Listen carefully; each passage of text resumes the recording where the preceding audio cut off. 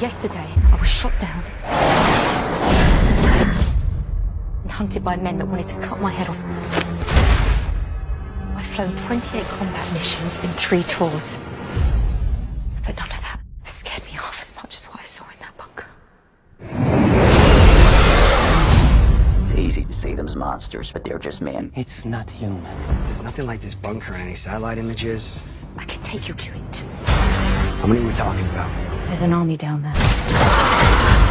Kill anything that shrieks.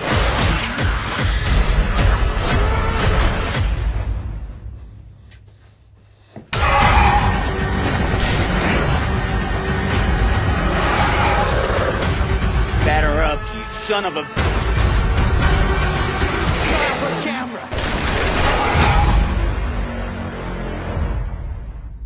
Quit screwing around, dude. Hello and welcome back to the On the Slab Horror Show, the only show you need on a Friday night. King, why do we do this amazing horror show on a Friday night? Because Friday night is horror night, and it always has been, and I'm sure our guest knows that only too well. Yeah. Yeah. Apologies in advance for the King's faulty webcam. Yes, it's going into the bin after this. It's coming and going right on the time when he doesn't need it to go. But as you can see, he is here in voice anyway. I sure am. So much so that he even had to take a day off work for today. I sure did. I did. Tonight, actually. Yeah, I work nights. Dedication to the horror cause, that is. Damn right, man. That's it. That's dedication to the guest that you can see in the corner here. It mightn't be the most recognizable face in the business. Because it's from behind the camera, but it is a very famous name when you talk about the movies that have come from his mindset. We have the latest movie in the LAIR, which is on Shudder right now, and I really recommend going to stream that on Shudder. We have Centurion, who starred Michael Fassbender. We have The Descent, which is arguably rated one of the best horrors in the business, and in my opinion the #1 werewolf movie in the business, and in Carl's opinion it is very slightly #2. Very slightly, let's just reiterate that. very slightly.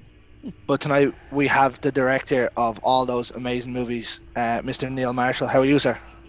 I'm very good and very happy to be on the show. Thank you very much for taking the time out to come on. At least it's not stupid o'clock for one of us. Makes a change, yeah. These Americans on their weird times. I know. Well, I used to be that way when I was living out there, yeah, doing weird stuff at weird times. But now, as we said in the intro, you kind of have an idea as to why it's a Friday night when they used to play horror movies at 10 o'clock after the watershed. Yeah. On Freak Air TV. Absolutely, and that's very much the reason that Dog Soldiers was the way that it was. Is like I wanted to make a movie that you'd come back from the pub and watch. Oh yeah. That was kind of what it was primarily designed for. I'd watch it in the pub. I'd watch it before the pub and after the pub. I love it. A few pubs. Yeah, I've seen it in a few pubs. Yeah, it came out as a real film for film, didn't it? That's the channel that seemed to show it over here anyway. Well, it came out in cinemas when it first came out in the UK, and then I saw it in the cinema. Sorry. Yeah, because Pathé released it, and then it got its DVD release, and then I think Film 4 or whatever started showing it, and kind of haven't stopped. I was nearly 20. Yeah. I was 12. Well, actually, I was 11 when it came out. Don't rub it in. That just makes me feel so fucking. But we'll move on to Dog Soldiers in a little while. We'll start off with the newest one of the collection. I couldn't think of the right word. In the LAIR, which I thought was awesome. Very enjoyable.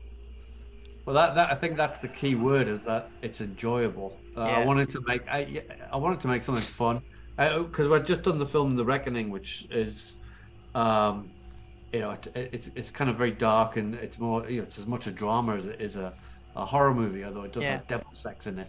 Yay. But it's very, it's pretty straight. And then I thought, okay, I want to make something that's more fun again, more in the tradition of Dog Soldiers, really. And so I consider the Lair to be a bit like it's a cousin, it's a distant cousin. It's in the same family, but it's a distant cousin to Dog Soldiers because it's in that subgenre of soldiers and monsters, of which Dog Soldiers, Predator, Starship Troopers, films like that, and Aliens, of course. All films that we love. Bought into. So I wanted to make another soldiers and monsters movie. So that's where the Lair is, yeah. And it's got scares, it's got lots of gore, but it's also got like some cracking one-liners and Oh yeah. fun. Neil, I have to say, I love the creatures in it. The creature, I think it's a cool design. They're a lot of fun to do. I mean, they're always difficult, but it's worth doing practical. I wanted to do an old-fashioned man in a suit monster movie, because you just don't see an awful lot of that around now. It's all CG. Absolutely. But I love practical effects, and I think the actors do too. Yeah. And the actors actually got something to react to and hit, punch, and run away from. Makes a big difference. We've actually brought that up in the past to two actors that we've had on. It's a lot easier to act with someone in front of you than something that's not there, or just a guy in a blue suit. Well, yeah, or a green suit, or whatever it is. I can't imagine how much more our film would have cost if we tried to do every single one of those creature shots as a CG shot. We never would have been able to pull it off. Yeah, or we would have done, but it would have looked shit.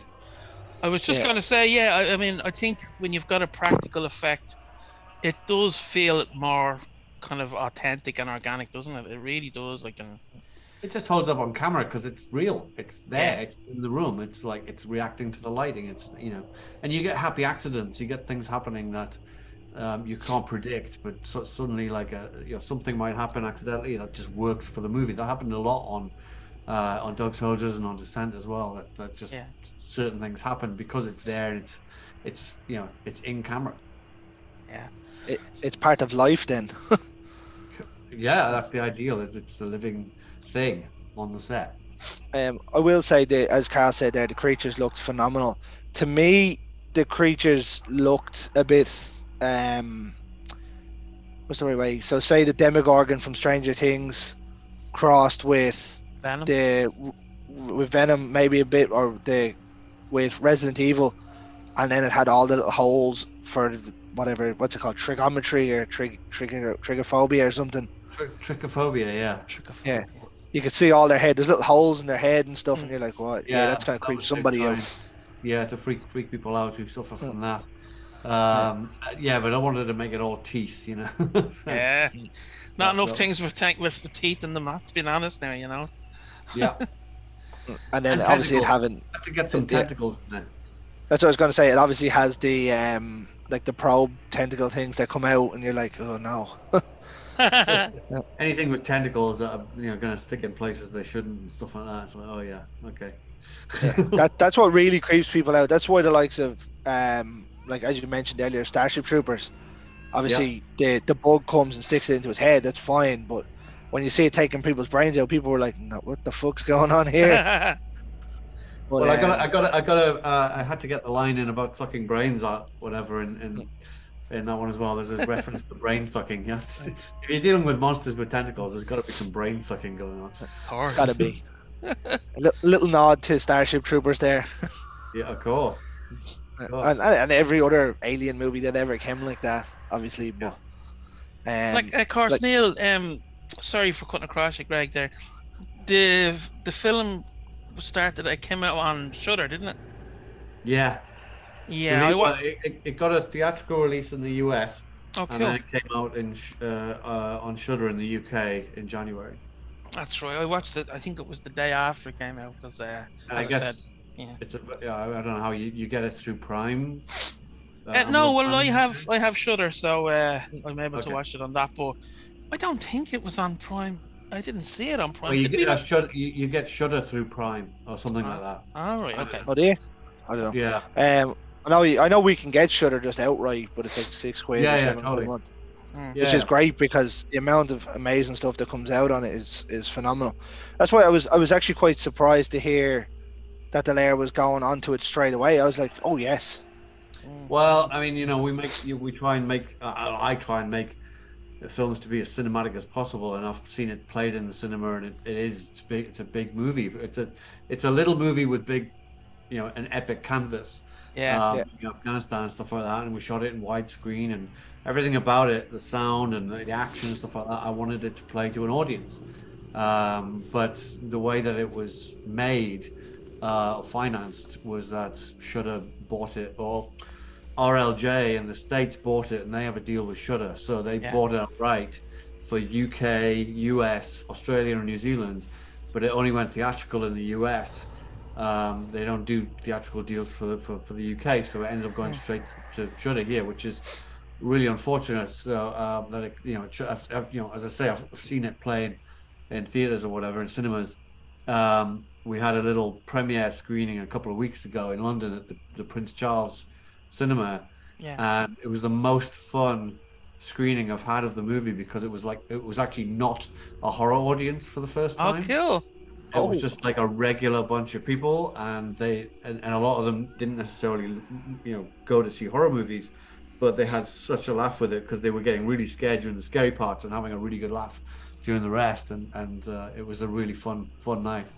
And that's a yeah. common theme through your films, Neil, is, people get scared with the scary parts, and the comedy really shines through when it's there. And I love that about your stuff, it's, I think yeah, it's important to get some laughs in it. I mean, there's not an awful lot of laughs in Descent to be no, no, no. but there's still some character humor in there somewhere. And I think it's important that the humor comes from some characters sometimes. Mm. So yeah, definitely, I It, agree. it there does always though. You'll see it in. I was only actually on a podcast there a couple of weeks ago, and I said it to somebody. In horror, you always have a comedy relief person. Well, there's very few ones that you don't have a comedy relief. Obviously, The Exorcist is one. Yeah. Um, I actually mentioned The Descent was another one. There's Um, yeah, there's not a lot of comic relief in either of those films. And I no, think, as a filmmaker, you've got a choice. And when I set out to make The Descent, I set out to make the scariest movie I possibly could. When I set and out boy, to did you make do a good job. And when I set out to make the lair, I wanted to make something that was going to be fun, have some scares, have some laughs, just be a thoroughly entertaining movie, on all fronts. And if I do another horror film, which I will, Yay. um, I want to, I fancy going back and trying to do something scary as fuck again. But like, Definitely. I think some directors, like, they make their film, they want to maybe make it maybe not offensive, but certainly, like, they want it to be upsetting. They want it to be so gory it's going to, like, drive people out of cinemas. Mm. That is definitely an option.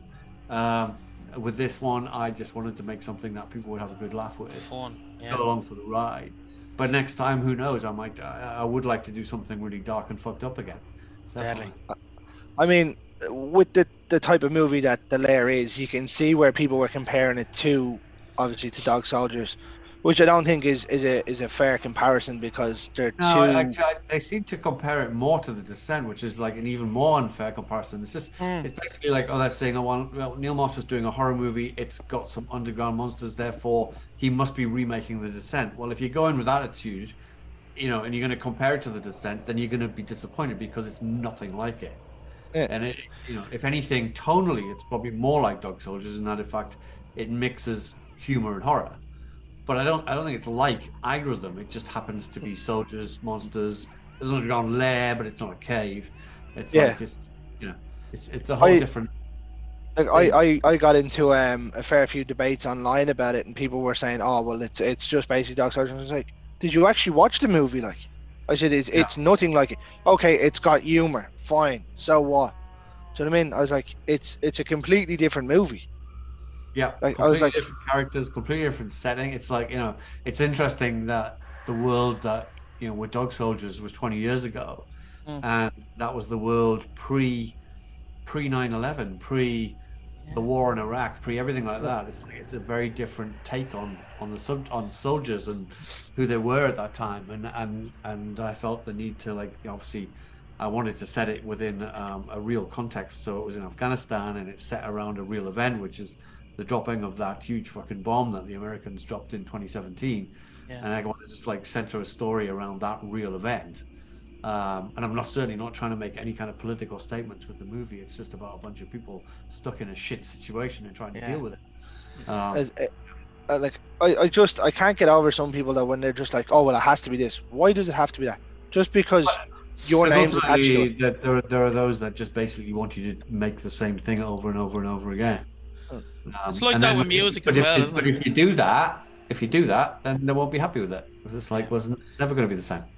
So I mean, I was like, I got removed from 2 different forms for giving out to people over it, and I was like, just watch the fucking movie rather than giving out before you even see it. oh, Do you know well, what I mean? if people are like making judgments without even seeing it, then Yeah. yeah, I mean, that's fairly stupid. But the whole thing of me getting kicked out of things, that happens quite regularly.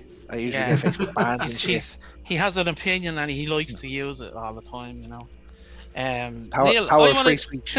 Neil, the group of soldiers you have in this episode, this movie, they're quite a bunch, aren't they? They're a fucking mix and a half, you know.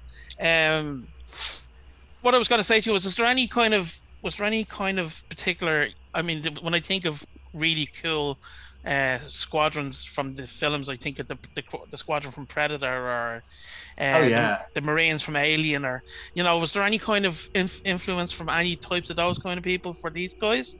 yeah, you always like, the Dirty Dozen's a good one. Mm, Or the Great Escape or whatever. It's just like trying to put together like an interesting bunch. Actually, the Great Escape's a good comparison because one of the things that interested me about this group and what has been happening in terms of warfare in Iraq and Afghanistan or whatever is that the British and Americans have been fighting alongside each other again, which they haven't done since like the Second World War. yeah. And so I really wanted to play up those kind of cultural, the humor of culture clash between the Americans and the Brits, which we didn't do with Dog Soldiers because there was no Americans in it. Exactly. Uh, Yeah. so I thought, let's throw some like British soldiers and American soldiers into the same pot, which is exactly what has been happening over in Afghanistan and stuff like that, and Mm, see what humor we can mine from that and what make it interesting. And I think something like The Great Escape, which had Richard Attenborough and Steve McQueen in the same film, or another great example is Where Eagles Dare, which is Richard Burton and Clint Eastwood. mm. And those combinations work really, really well. So yeah, I just wanted to play around with that for a bit and make them just an interesting ragtag. It's the classic thing. It's a ragtag bunch of soldiers. Always And leads to a good film, I feel, especially if you get it right from the start, Yeah, I have to say, I thought Charlotte Kirk was very good as the lead role. You thank you know, very much. Kate Sinclair, wasn't that her name? Yeah, Yeah, very good. Yeah, it's very kick-ass. Which she is did a lot of work training and learning to, she'd never shot a gun before, so learning to fire the Kalashnikovs and stuff like that. So yeah, yeah. she put a lot of effort into it for sure. Can I it ask you definitely. how long it took? Sorry, Greg, again. Go We ahead. do that. We do that a lot, Neil. Sorry, we're excited to ask questions. Right. Um, how long did it take for shooting? How long did it take to do the whole thing?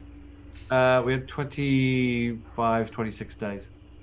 He didn't say 28. 28 days later. What? Sorry, fucking daddy jokes. And what locations were you filming in? Well, I mean, you wouldn't know it to look at the movie, but it was all shot in Budapest, Oh, cool. in and around Yeah. Budapest. So most of the underground bunker was just various locations within Budapest. Yeah. All the exterior stuff was shot in a bunch of quarries around Budapest. Uh, None of the locals would have seen any of the shenanigans going on, would they? Not really, no. I mean, it was kind of hidden from view, sort of thing. A lot of what was going on with the creatures and things. Um, yeah, so it was like a lot of visual effects to expand the landscape, do matte paintings and set extensions and things like that to make it look like it's in Afghanistan. And when you see it, you would never believe it's shot in Budapest. That's for No. sure. I mean, it does look like it's in Afghanistan, so you've succeeded there anyway. Good one, good one. You got Uh, it right. Straight in the desert. yeah, Yeah, absolutely. yeah. Um, can I just bring it back a little bit, Neil? And can I'm sure you've done this on many an interview and a conversation, but this is our a good chance to chat to you. Like, so, give us an idea of your how you got into filmmaking. And I know you're probably sick of talking about it, but give us a little bit of a rundown of how you got into it and what got you into it. And, What got me into it was, I don't know, I just very quickly got a love of movies. I think I definitely got that from my dad at an early age. He's a movie fanatic too. And I don't know, I think one of my earliest memories is him kind of, I don't know, I was like 5 years old or something like that. And he woke me up and said, there's something on the TV, you've got to come and have a watch of it. And I can't, it was either the Frankenstein or the Bride of Frankenstein. It was one of those two. And, Nice. I'd never seen anything like it. I was just hooked. I was just completely like, I was like terrified, but at the same time, like just completely couldn't take my eyes off the screen. And I loved it. And from then on, I was like trying to watch all the black and white Universal monster movies, and the Wolfman obviously like must have touched a nerve. And then shortly after Just that, slightly. yeah, I mean, shortly after that, when I started going to the cinema for the first time, and then, I was 7 years old, I got to see Star Wars when it came out, fell in love with the idea of going to the cinema. And then when I was 11, I saw Raiders of the Lost Ark for the first time. I was watching And that this evening. greatest movie ever made, quite there you simply. go. And I saw the making of Raiders of the Lost Ark was on television to promote it. And when I saw that, and I was just like, that's what I have to do. I have to do that. I don't know how to do it. I don't know what it's going to involve, but I have to direct movies like that. That's what I want to. That's what I want to do for the rest of my life.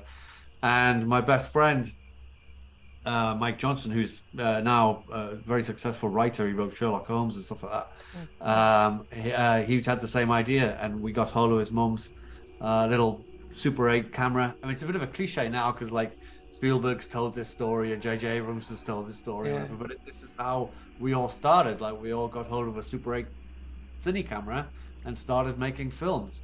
And we started shooting little movies in his back garden, and then going out to the woods and shooting like little Indiana Jones type movies and stuff like that. And then we'd get the film back and we edit it and we'd put it to music and we'd scratch on the film to make visual effects and do all these little tricks. But we learned the whole process of writing and making and scoring and putting on little family showings and stuff like that of our movies. Well, and that was kind of like while we were teenagers. And then I went to art college, went to film school, and I was just set on a course, and I never looked anywhere else. I was like, I am going to make films somehow. But I was up in Newcastle. It was like a long way from London, let alone Hollywood. Sorry And about that. and just trying to figure out how I was going to do it all. And it just went from step to step to step. That I went to film school. I learned how to edit properly there.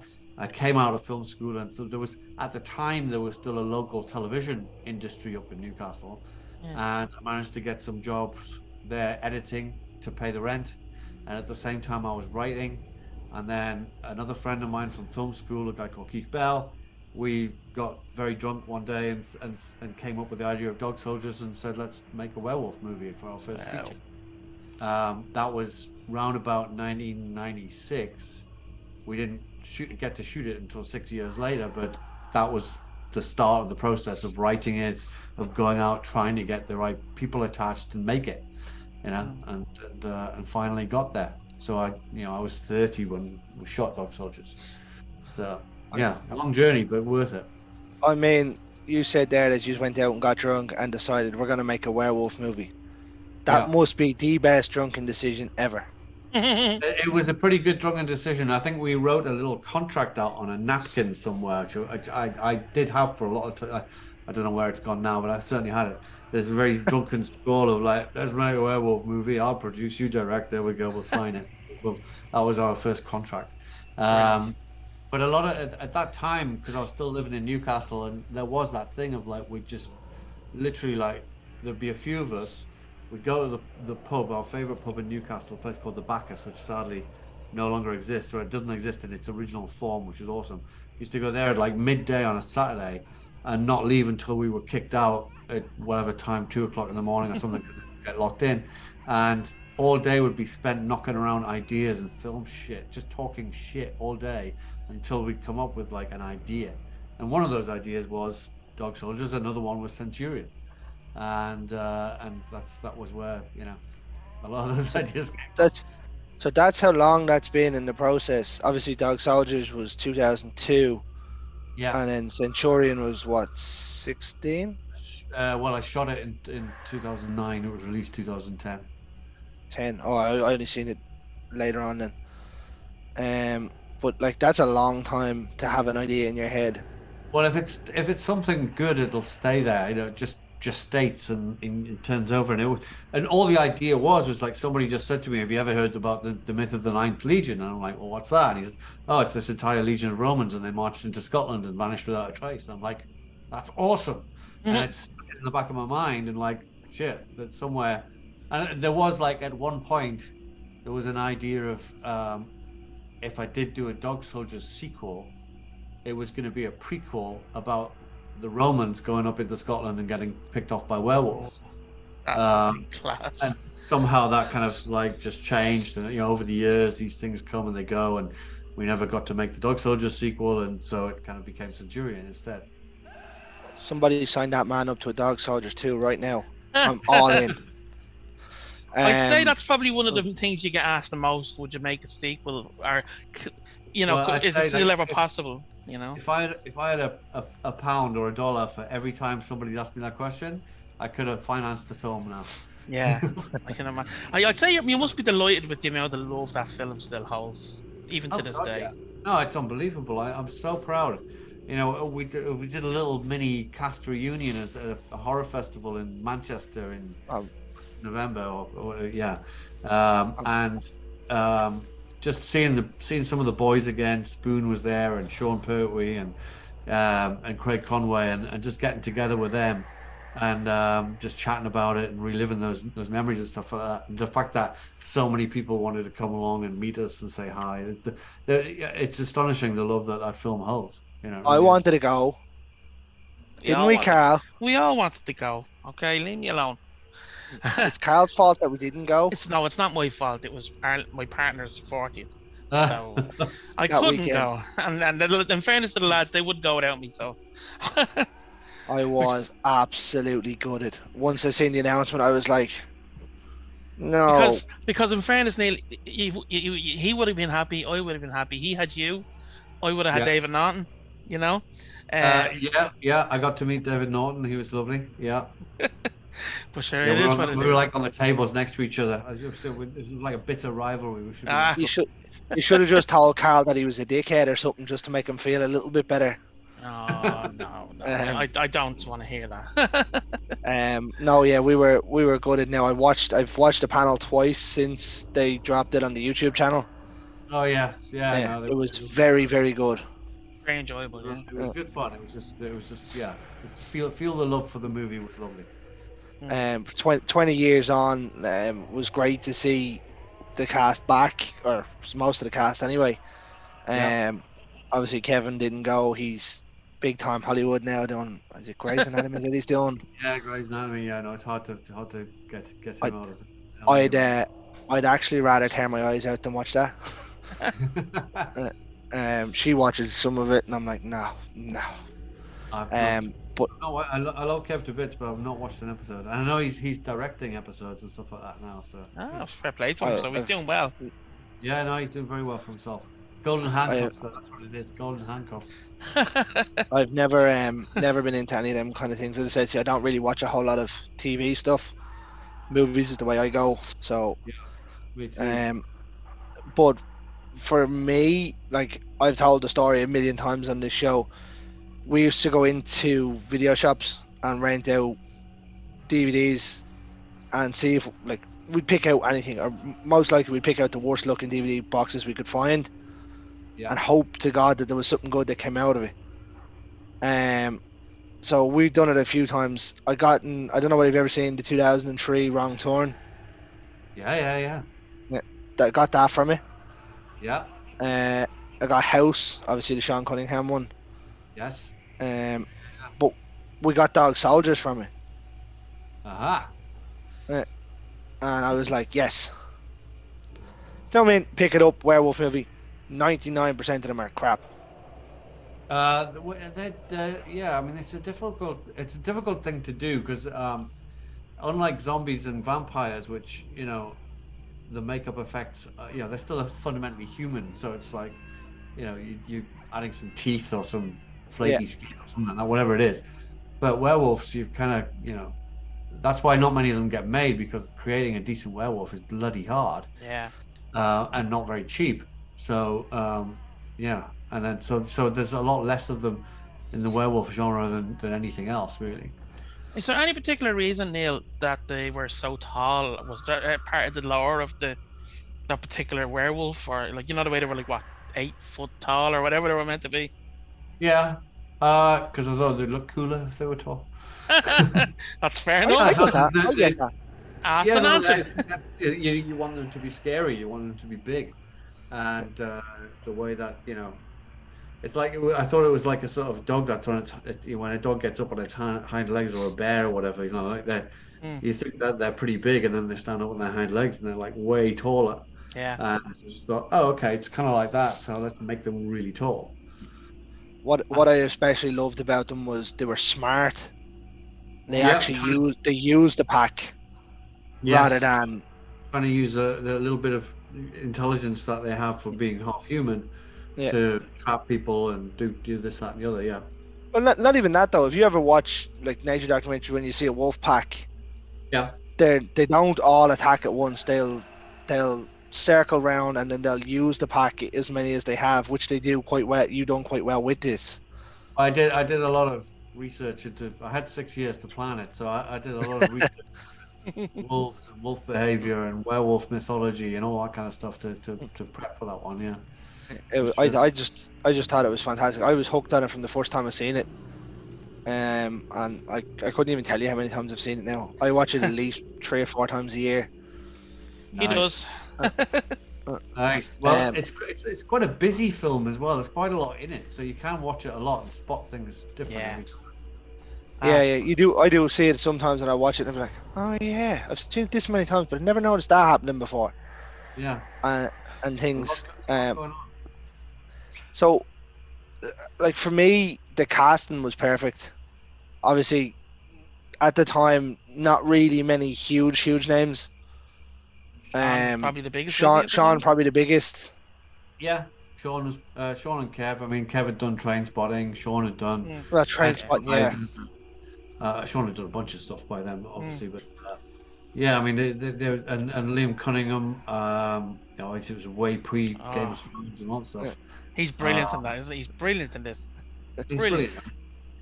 I actually have They're a all story about meeting Liam Cunningham. I used to work for IKEA, and Liam Cunningham yeah. came in, right? And people were like, "Oh, it's Davos from Game of Thrones." And I was Yeah. like, "No." I was like, I went up and I was like, "That's Captain Ryan." I did. I said to the lads before, I was like, I don't know if I should have chanced my arm and went, "Have you tried licking your own balls yet, Ryan?" I was like, maybe I shouldn't do that if I was in work. I'd say he would have loved that. I think he would have. I think he would have loved that. He would have loved But that. I don't think my boss would have loved that. No, maybe Nah. not. Maybe not. But Neil- I thought he was a fantastic bad guy. He was, yeah. Yeah. Neil, So- I gotta ask you a question. I love, and I think myself and Greg have spoke about this over the last couple of years. Like I love how real British horror can look in comparison to, say, American horror. Do you know what I mean? Like, it Yeah. almost looks a bit more realistic or believable. Is it just what? Like, I mean, you're in the biz, we'll say. Like, is it just the way it's filmed, or is it equipment, but it just always looks more realistic, more visceral, or something. I don't know. I don't honestly know what the answer to that is, because if it's a case of looking visceral or whatever, then when you say, well, Texas Chainsaw Massacre looked plenty Oh visceral. well, yeah, that's. I think a lot of it's got to do with the fact that it's our familiarity with the language, especially like on certain British films, just the accent, the British accents, Yeah. the use of like British slang or Irish accents or whatever it is. Yeah. But it's something we're familiar with, how people Yeah. talk around us, and so that it makes it feel more grounded and real, because it's something we understand better. Whereas I'm guessing that for Americans seeing American horror films, they feel the same way about that and probably think Yeah. that weird, British horror films are weird because everybody talks funny. Yeah. No, that's probably when you say it like that, actually, yeah, because like you could Because actually, we don't film them in any kind of different ways. It's the same right? equipment or whatever. I mean, there's also things like if everything's shot in beautiful sunshine, it looks very kind of Hollywood. But if you shoot it on bleak, rainy, shitty weather days like we get in the UK, then Yeah, somehow it's more kind of gritty and realistic. It could be that. maybe, That's yeah, that's that's what I would have said for British horror that you see the likes of Dog Soldiers and stuff. It's always dark looking and dull. Where you see if you film outside in California or LA, it's most likely going to be bright and warm. Well, yeah, I mean, and an example of that was that when I did Constantine for TV. oh, cool, I did the pilot of Constantine, and my whole pitch when I went in there, as I said, I wanted to basically do something like the French Connection, but with demons.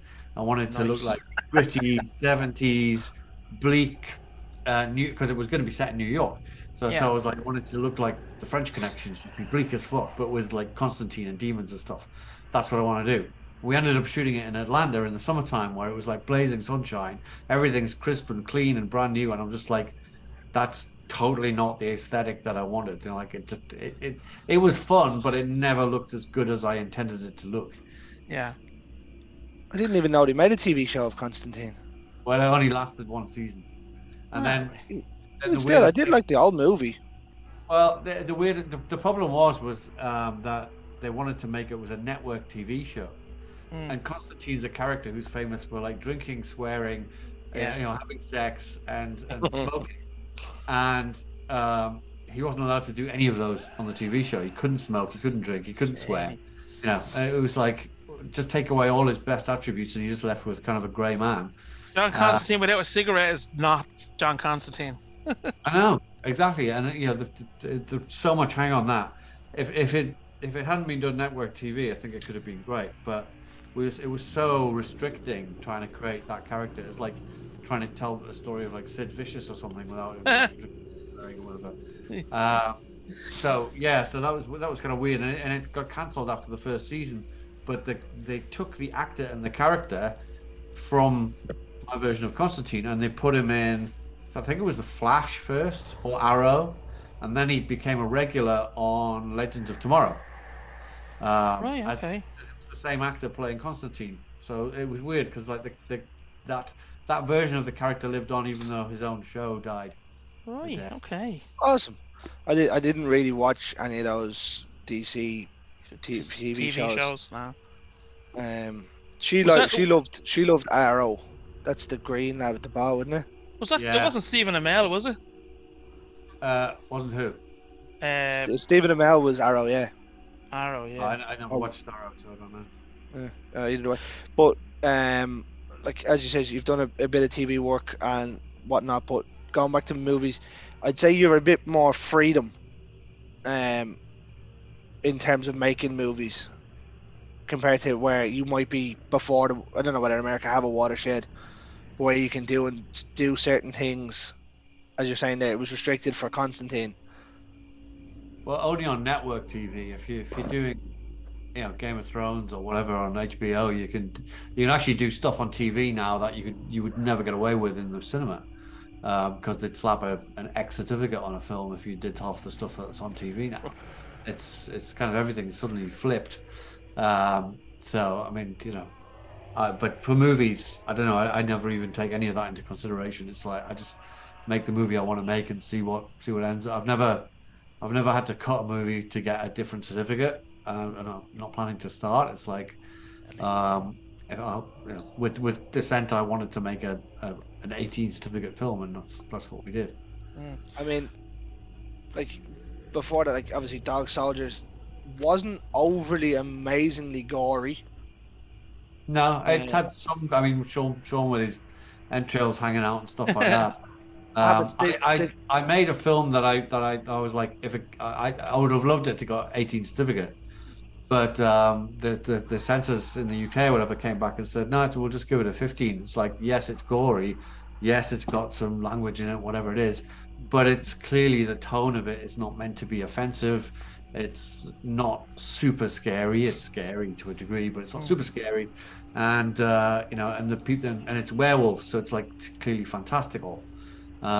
So they gave it a 15 certificate, even though like, and I didn't hold back on the blood and guts or anything. I just made Mm. the film make. I- And then with Descent, I kind of went. I think I just thought, fuck it, I've got to get an 18 certificate with this. So I'm just, I'm all in. As yeah. you said there, I love that scene with Sean Pertwee when his insides are out. What happens? My guts are out. Well, we'll put them back in. I don't think it works quite like that, but um, like the descent was proper vicious though. Yeah.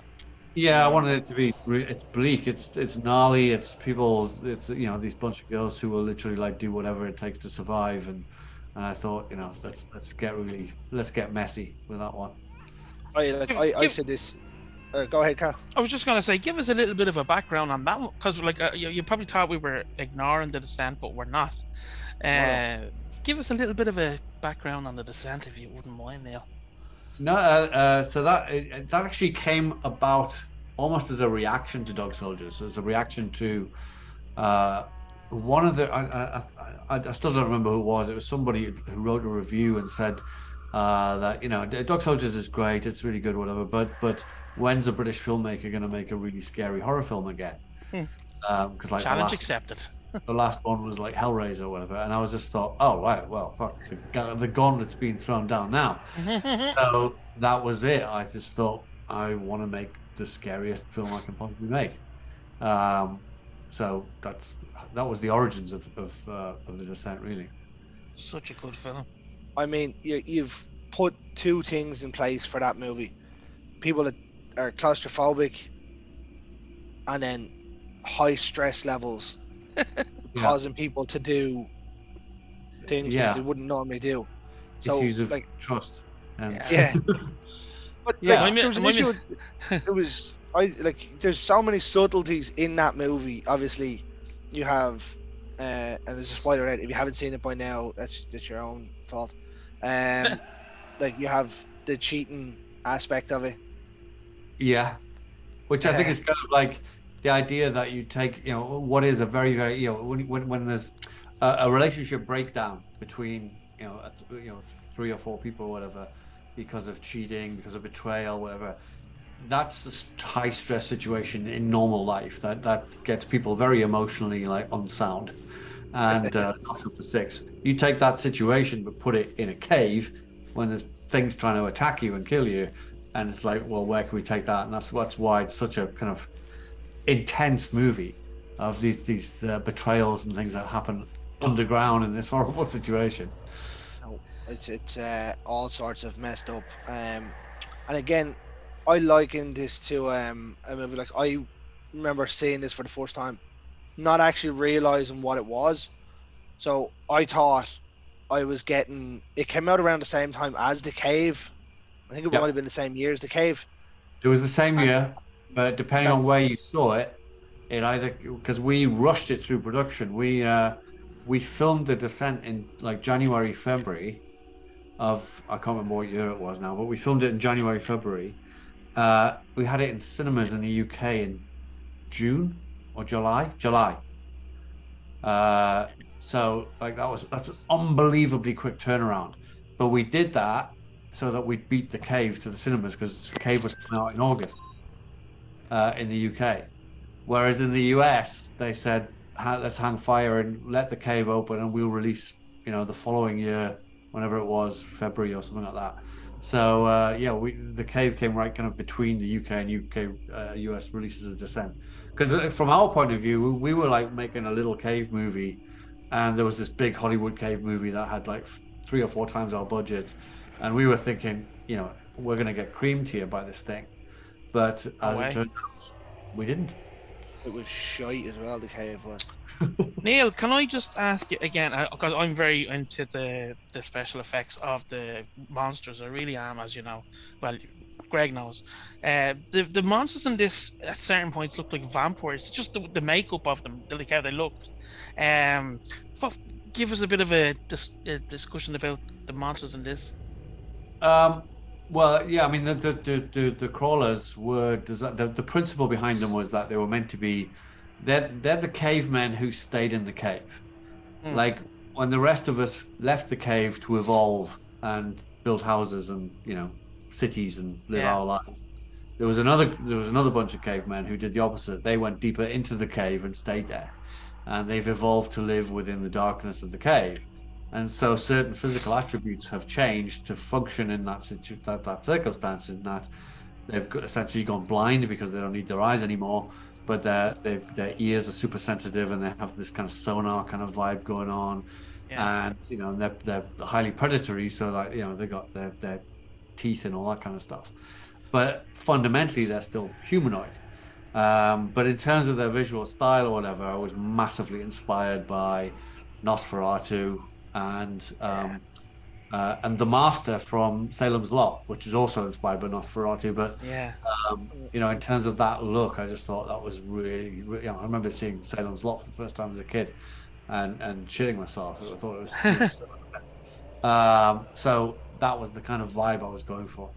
Just Amazing. really creepy, bald, fangy, toothy things. Yeah. I mean, it'd have to be And slimy, very slimy. two of them crossed with Gollum from Lord of the Rings. Yeah, there's a little bit of Gollum in there, I suppose, as well, unavoidably so.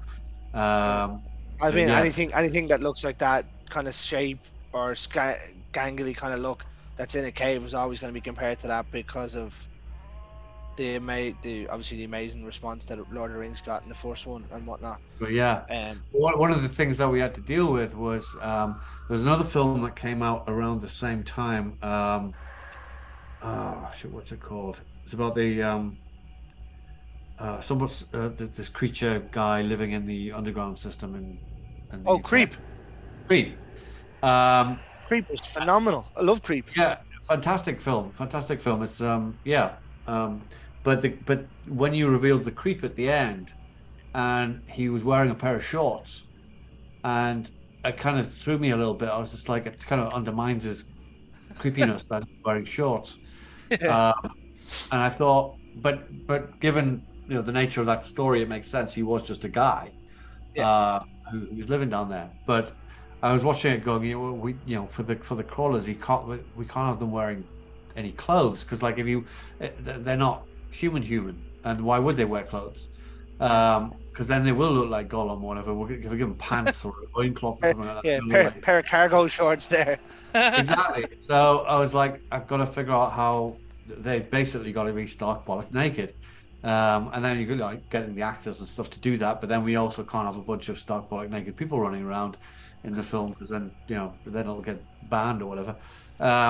It's so yeah. So then we came up with these little pouches that got glued to them and stuff like that, so that they could run around. Um, so they could maintain their dignity, but still, for the creature's sake, look Yeah. natural. I have to say, you really do knock it out of the park with your creature designs. I have to say. Thank So, you. Well, I mean, that was not just me. I mean, I had my ideas, but with the incredible design team on Dog Soldiers and on Descent, Paul Hyatt did an amazing job with the crawlers. Dave Bunnywell and such like did design the werewolf. So, yeah, I mean, amazing group of and people. fanboy here, we're eternally grateful to you all. That's all I'm gonna say. They will be they'll be glad to hear that you appreciate that. No, like even just before we came on, obviously you showed us the head from the Oh werewolf. wow. Like have you got stuff from all of your movies then? So the likes of The Descent and stuff. Not much you I've could got probably take from The Descent. Well, I mean, I've got little bits and pieces. Paul Hyatt did me like a life cast of one of the descent, one of the crawler's heads. Oh cool. Oh, I've got nice. a big life-size maquette of the head, but because there was no suit or whatever to have, it was Yeah, just. Yeah. it's great. So You can just let Craig out of the wardrobe yeah, there, and he'll come legging it around. Just keep Craig in the basement chained up. Um, so there's that kind of stuff, and I've got one of the pickaxes. I The figured that would have been one of the only things I would have thought that could have come off it. Yeah, I got whatever props I can get. I always try and get some memorabilia from my own stuff. So, with Dog Soldiers, it was like the werewolf thing and some other bits and bobs I've got around somewhere. But yeah, the Descent was a pick. It was like Centurion. I've got Etaine's spear. Cool. Oh, class. which was like, and I designed the spear to look just like the spear from Dragon Slayer, so Oh. so I could have my own Dragon Slayer spear. I mean, if you're gonna make it, if you're making the movie, you can kind of do what you want with it. Make it look like Yeah, the way you want it. make it look a little bit like the Dragon Slayer spear, because then I can have like It's for you. Neil, Obviously, would you have the actors looking for props or anything at the end of filming, or uh that you can remember? not that I can think of. I mean, I think sometimes they might want to take a personal item, like because in Dog Soldiers, each of the cast had their own set of dog tags Oh, cool. for their character, and I think they all kept them, which is great. Mm. So they should. I'm not sure what the girls in Descent would have kept, to be honest, unless it was like a helmet or something like that. Yeah, or a jacket. Yeah, maybe items of clothing. I see that happens quite a bit. That because once an actor's been wearing a bit of clothing for like 6 weeks of blood and guts and God knows what, it's Yeah. like nobody else is going to want it, so they might as well keep it. I funny enough, I heard a funny story from just to go off a little bit here. David Naughton was talking on an interview, another podcast actually, and he was saying that he was doing a signing. You've probably heard this, Neil. I don't know, but some guy came up to him with the anorak that he wears when he gets attacked. And he was like, "Yeah, I got this off someone, whatever." And so David Naughton was like, "Oh, Daddy, I'll sign it for you." And he goes, "No, no, no. I don't want you to sign it. I just wanted to show it to you." I mean, why wouldn't you get him to sign it? Like, That's insane. I mean, Jesus, sign the inside or something, but like get it signed. oh, I just thought that was crazy. Like, but yeah, I heard obviously from For the Love of Horror this year, someone brought you up what was supposed to be Joe's jacket, was it? Yeah, somebody. Yeah, it wasn't Joe's. It was it was Les Simpson's jacket supposedly. I have no way of proving or disproving if it. I took the word for it, signed it. But I have no idea. you've just I mean, legitimized what- it for them. So Why Could well why be. disprove someone else's thing going? Oh yeah, that's definitely not that jacket. Yeah, if they're happy, they're happy. I'm very happy for them. We did it. We had somebody brought up a fake machine gun, a toy machine gun for us all to sign. I haven't signed a machine gun before, so that was that's a nice thing to sign. Neil, indulge me here for a minute if you don't mind, because I get an awful lot of beatings on this show every week about American Werewolf in London. Okay, why? Because like Greg loves to argue, right?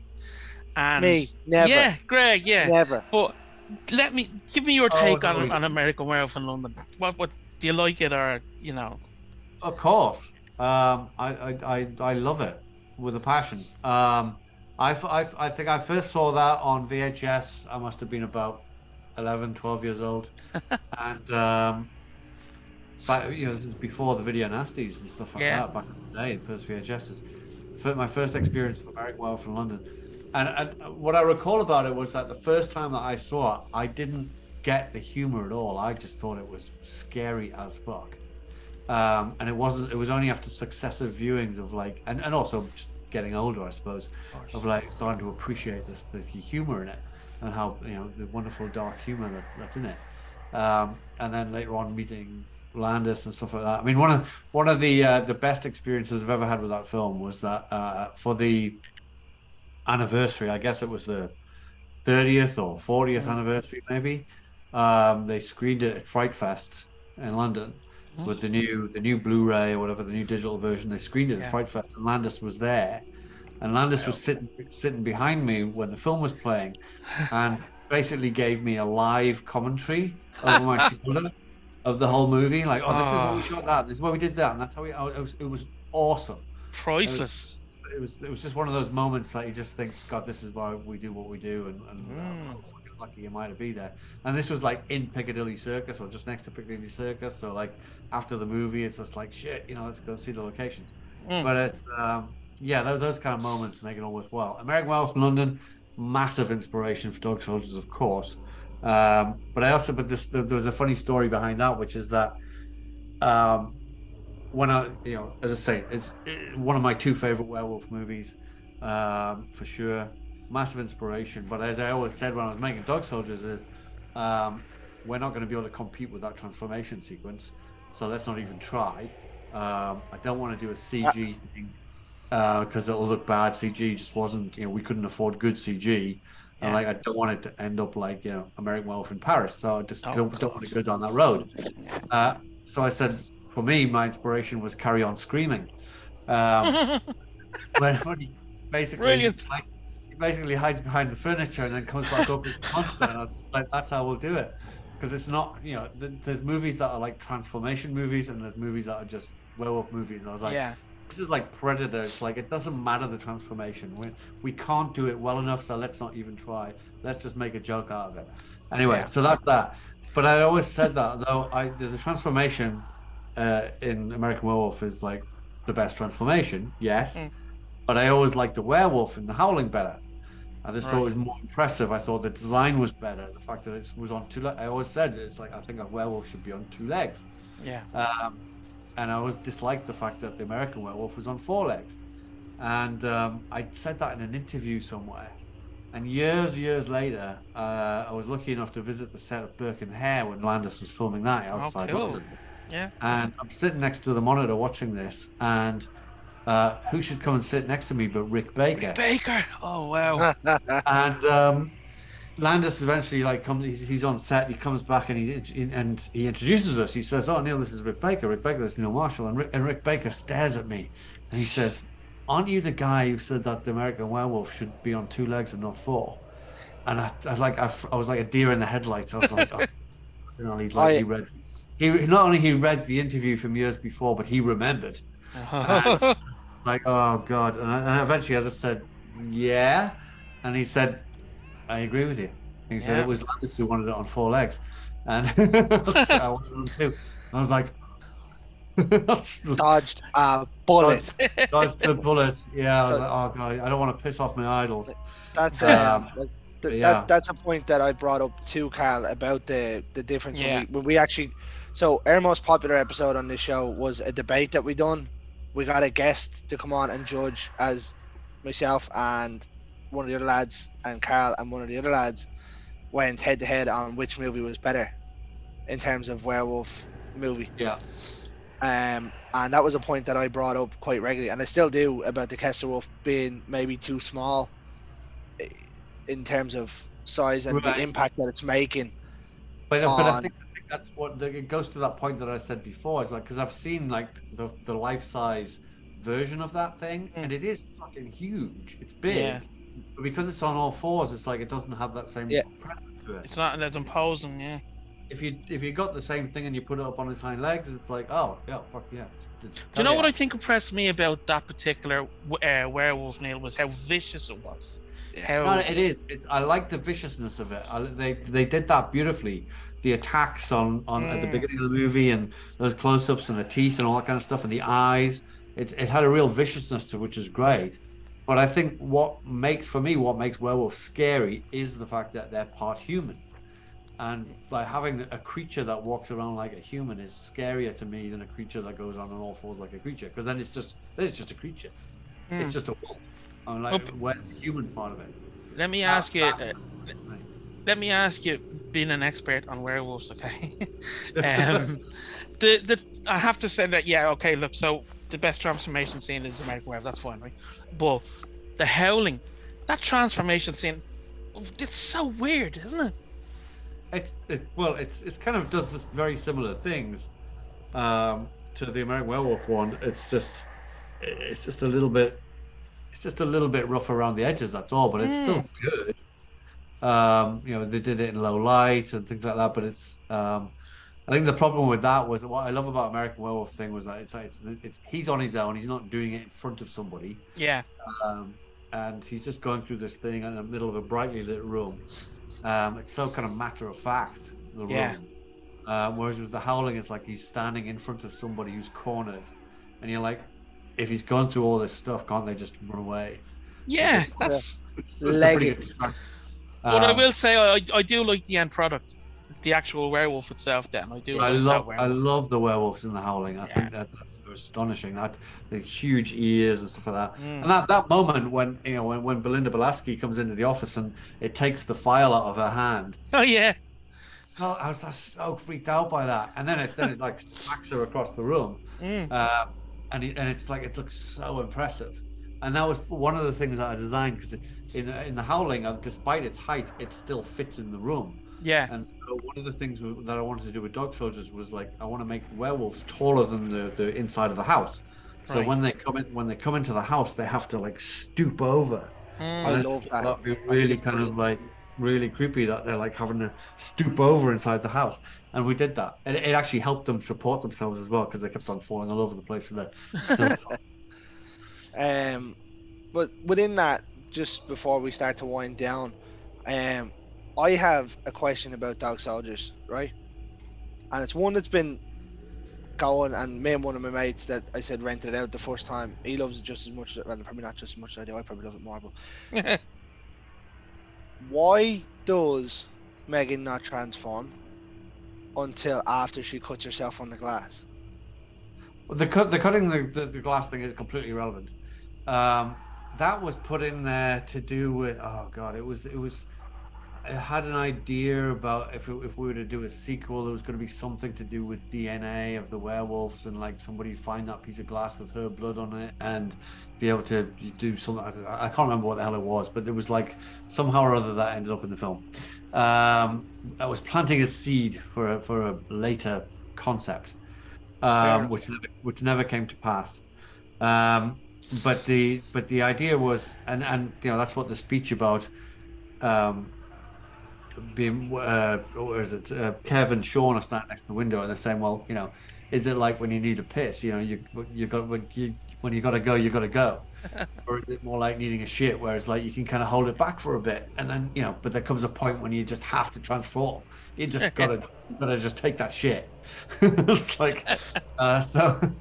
That was the reasoning behind it. Of like although you have to turn, you can either like go with your instincts and just kind of let it all hang out. And it's the full moon and it's wanting me to become a werewolf, so I'm just gonna like just relax and just let it wash over me. Or you can fight it, you can hold it back.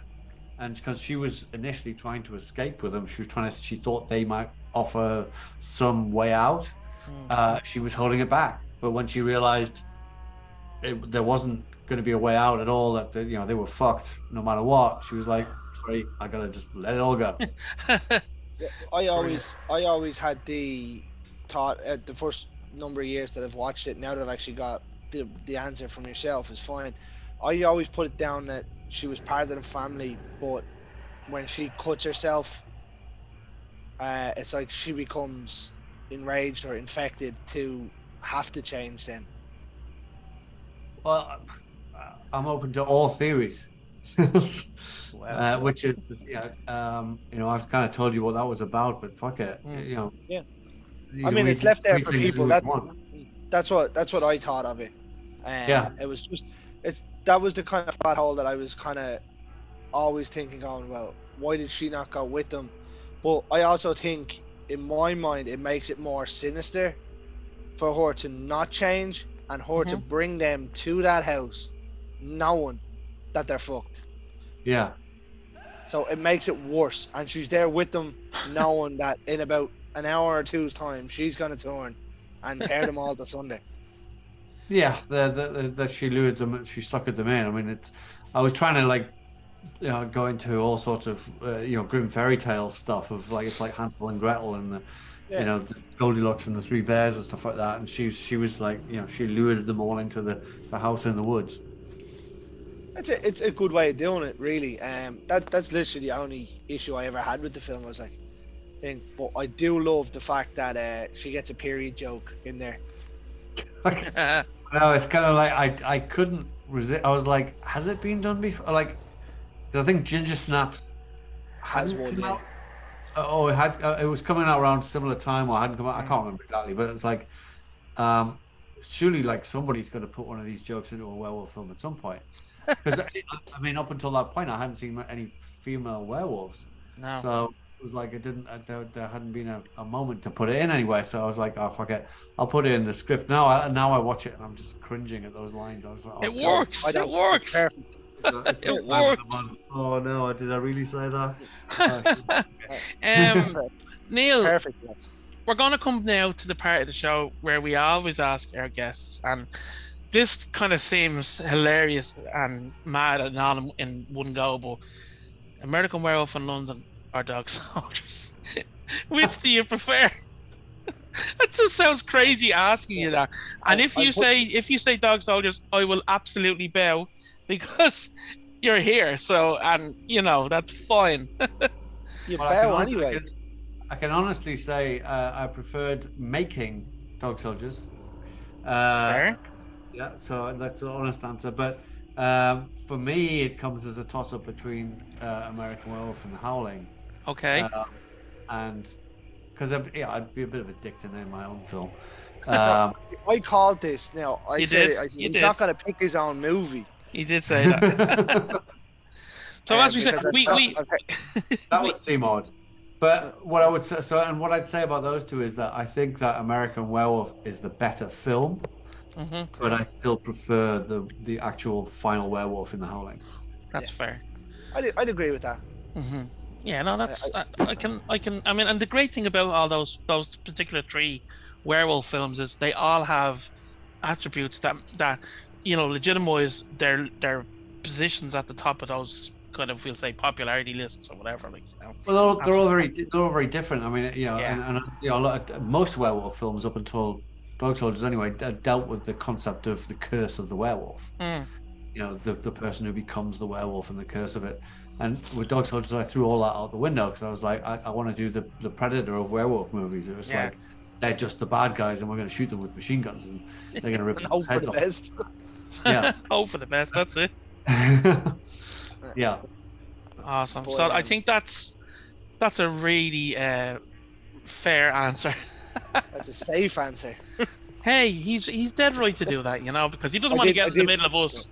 I did say he wouldn't pick his own movie anyway. I'd heard that you Yeah. were very humble about it and stuff.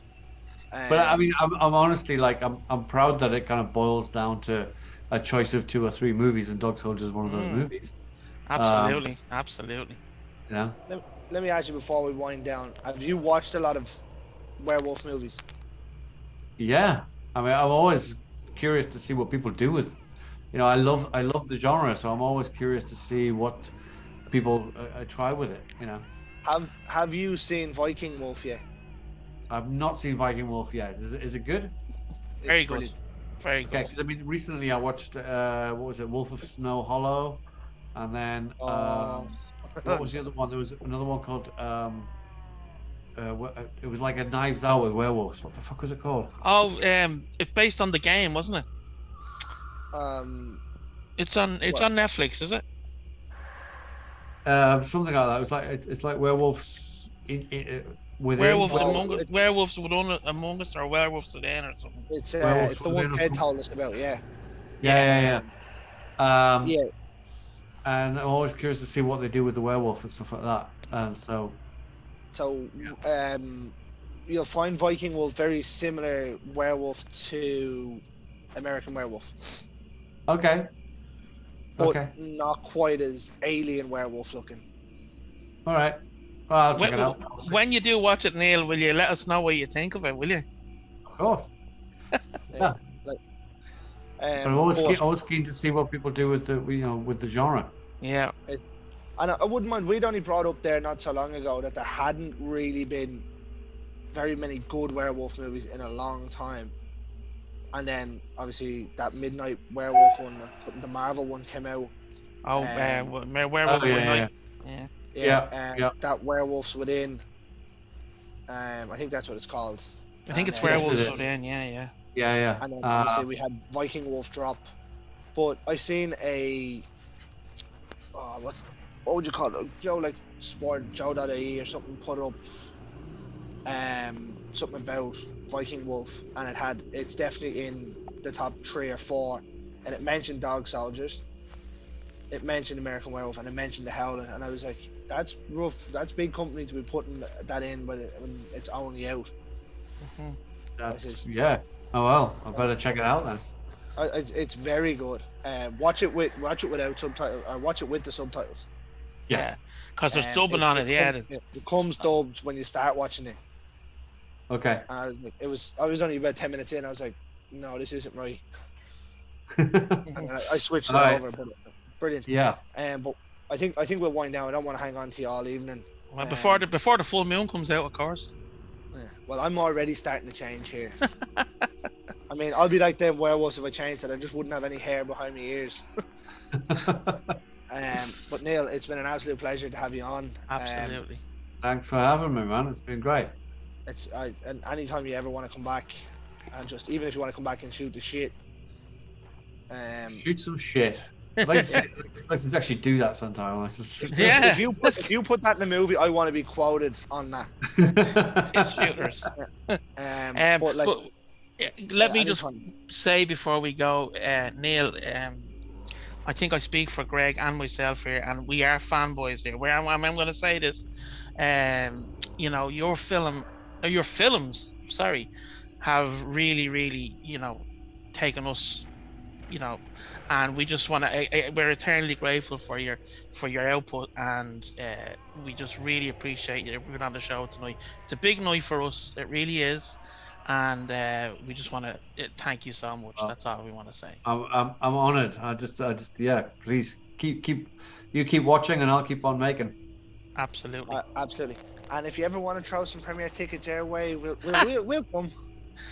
He tries. He tries. What? I mean, if you don't ask, you don't get. This is true. Greg, take us home. So we do it like we do it every Friday Night King. We will indeed. Go for it, man. In the words of the great George A. Romero, ladies and gentlemen, stay scared. Woo! Good words.